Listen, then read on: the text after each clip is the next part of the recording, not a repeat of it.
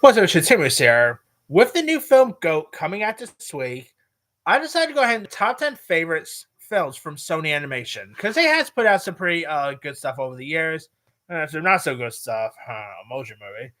But here is my official top 10 favorite film. All right. Now, number 10, I literally just saw that. Like, I was really, debating if I should even include this because I literally just saw it on Saturday. But you know what? The movie is actually really that good. So I'm just going to say forget it and actually include it. No, now it's only on this list because it's still very new. I literally just saw it. Probably no one else have seen it. Probably haven't seen it yet. But number 10 is Goat. I mean, maybe that like down line, if I ever update this, maybe Goat will end up getting a little higher. But I really quite enjoyed Goat. I thought it was like really terrific. Of course, about like a small goat named Will gets a once in a lifetime shot to join the pros that play Raw Boy. And I really quite like the story arc here.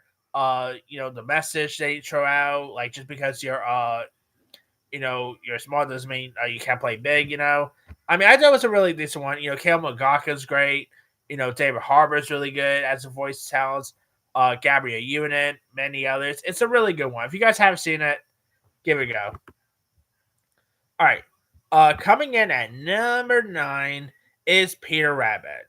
This movie was more better than Hanging Tensions Bang. Peter Rabbit, of course, based on the Miss Potter story, where this rabbit battles like a grumpy new neighbor while trying to protect his family, and with his independence here.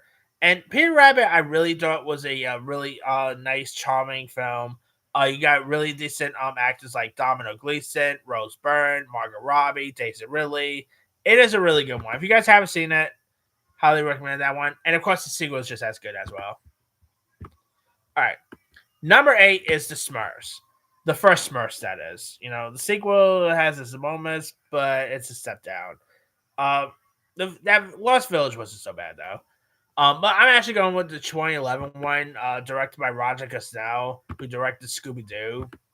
And this, of course, will obviously live action the Smurfs movie, where blue Smurfs are magically transported to modern day New York City while fleeing the Wizard Gargamel. And I really quite like, seeing like the Smurfs in New York City and stuff.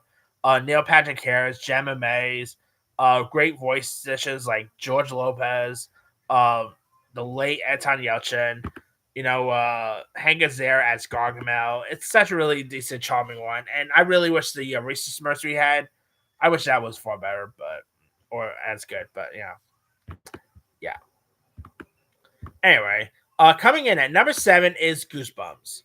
Now, Goosebumps, of course, is based on the story by R.L. Stein, where monsters from R.L. Stein's books are accidentally unleashed, where a group of teens must like survive a night of literary horrors come to life.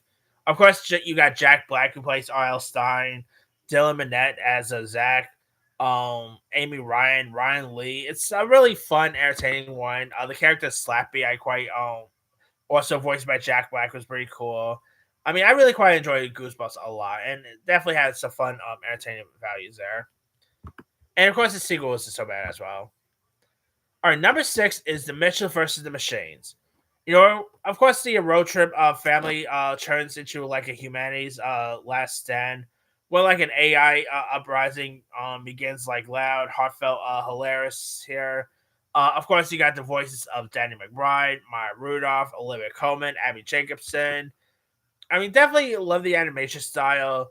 Love the storyline. I mean, this definitely was a little bit ahead of time because AI was still very well new, really. Of course, they are doing a sequel, so they can't wait to see how that's going to shape up to be. I mean, yeah, Mission vs. Machine, I think it's definitely one of like Netflix's better anime films. I mean, such a shame this movie came out around the time of the pandemic, and I would love to have seen this in theaters, but that didn't happen. Number 5 is Cloudy with a Chance of Meatballs. Of course, where inventor accidentally creates a machine that makes food fall from the sky here, and I thought Cloudy with a Chance of Meatballs definitely has some fun charm to it. Love the animation. It's based on a book as well. You got the voices of Bill Hader, James Caan, Anna Faris, Andy Samberg, Mr. T. List goes on and on. It's a really good voice additions. It's such a really decent one. And the sequel's not as bad as either, but the first one is still the best. All right. Number 4 is Arthur's Christmas. This of course features the voices of James McAvoy, Hugh Laurie, Jim Broadbent, where Santa's clumsy but big-hearted son Arthur races against time to deliver one forgotten present. Here, and I really quite liked like this one a lot. Definitely fun challenge too. Love the animation here. It's been a while since I've seen Arthur's Christmas, I admit, but I remember seeing this one in theaters back in 2011. I know it was definitely had some fun value to it. I mean, of course, cool voice additions, really good film there. All right, number 3 is the Hotel Transylvania trilogy. Now, I really quite enjoyed the first 3. That is, I enjoyed the Hotel Transylvania franchise. Of course, you got Adam Sandler as the voice of Drac, Selena Gomez as Mavis, Andy Samberg, Kevin James, Steve Buscemi. I just adore these movies a whole lot. They're definitely a lot of fun to them. Definitely love the horror aspects. Adam Sandler as the voice of Dracula was perfect casting. It's just such a really good one. And I do hope we actually get that 4th one, but who knows. Number 2 is a recent one, obviously, and that is K-pop Demon Hunters. Of course, like the world famous K-pop group secretly, moonlights as a Demon Hunters here. And obviously, this became a wide-range sensation last year with the song Golden, getting Best Original Song. Most likely, the movie's going to win Best Anime Feature at the Oscars. I think it will actually be the first film from Sony Animation to do so since Into the Spider-Verse. So that's cool.